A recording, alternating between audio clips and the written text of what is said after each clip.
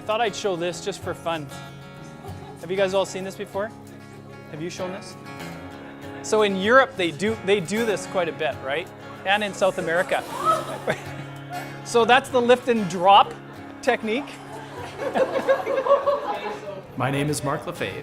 I'm a professor in the athletic therapy program, and athletic therapists primarily look at musculoskeletal injuries, and we deal with those from a clinical perspective. So when people get hurt in sports or various activities, we take care of those injuries, and so I help teach some of those things and also do research in it.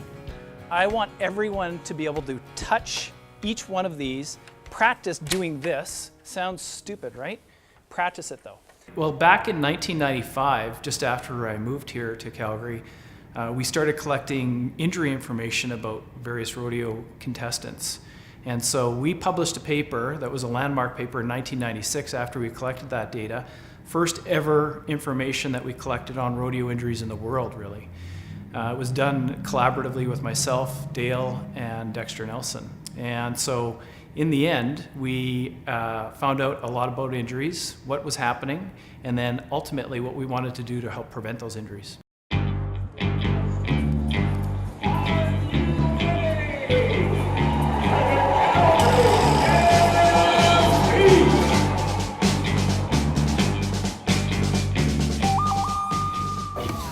And now how does it feel? It's a little tender, but Feels better. yeah. Yeah. It subluxed your thumb. What's that? It kind of popped out a little Oh, bit. really?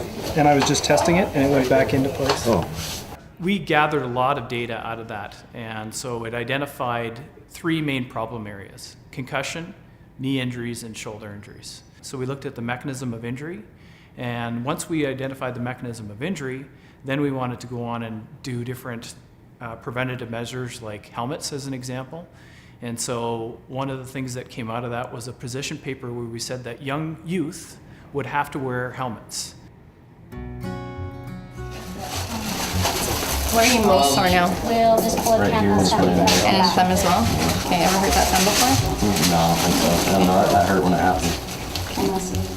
happened. In 2004, we implemented that rule. We helped the rodeo community implement that rule where youth started to use helmets, mandatory use of helmets, and because of the mandatory use of helmets, they grew up using helmets, and then it just becomes second nature when they became adults. They didn't want to take them off. Okay, slide legs up this way, head down there. Have you done this before? Yeah.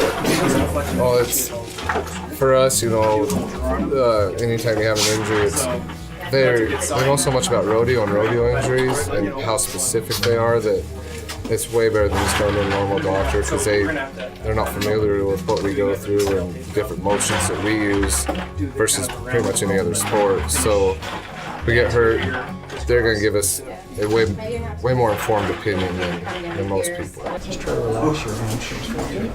Yep. Sure. That doesn't hurt too bad to do that. Yeah. That bothers you when I do that?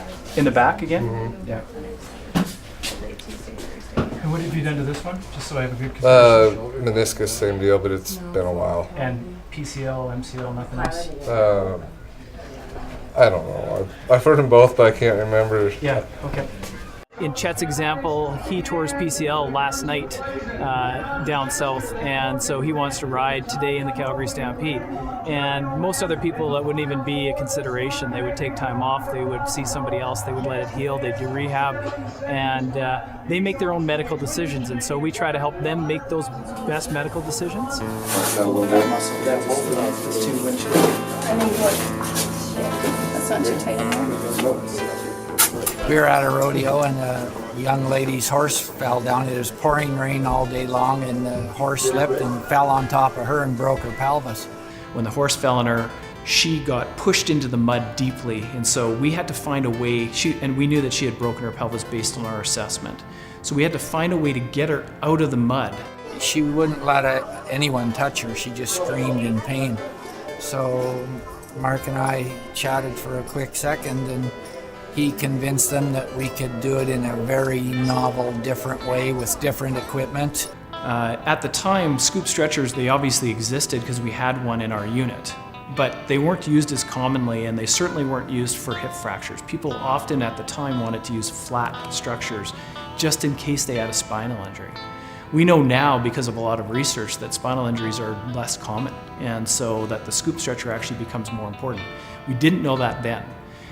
But the other part was the scoop was able to go into the mud, deep into the mud, like digging like a backhoe almost, and be able to scoop the young lady and be able to lift her out of the mud because she was actually stuck in the mud.